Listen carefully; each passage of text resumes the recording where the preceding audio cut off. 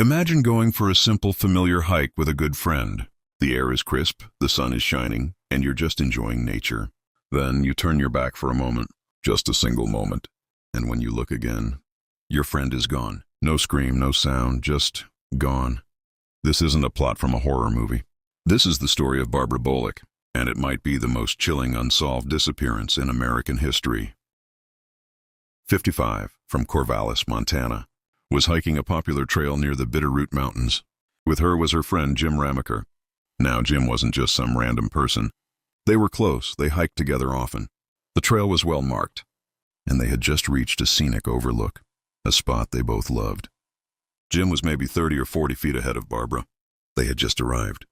He stopped, turned around to admire the view, and maybe point something out to her.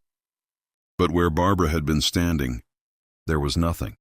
No footprints except their own. No disturbed foliage. No signs of a struggle, no sound. Jim searched. He yelled her name, but the forest remained silent. Barbara Bolick, a fit, experienced hiker, had vanished in the blink of an eye. This is where it gets truly unsettling. This wasn't a remote, trackless wilderness. It was a frequented trail. There were other hikers. The landscape, while rugged, wasn't insurmountable. But what makes this case a total anomaly is the complete absence of anything. The search was massive. Ground crews combed every inch of the area. Helicopters with infrared cameras flew overhead. Search dogs were brought in, but they couldn't pick up a scent. It was as if she had simply materialized and then dematerialized right off the trail. Narrator. The theories, as you can imagine, went wild. Did she fall? A thorough search of the area's ravines and cliffs yielded nothing. Was she abducted? In that location? Without any kind of noise or trace of another person? It seems unlikely. Did she just decide to walk off into the woods? She had no supplies, no reason to leave, and was happily married. And then there's Jim Ramaker.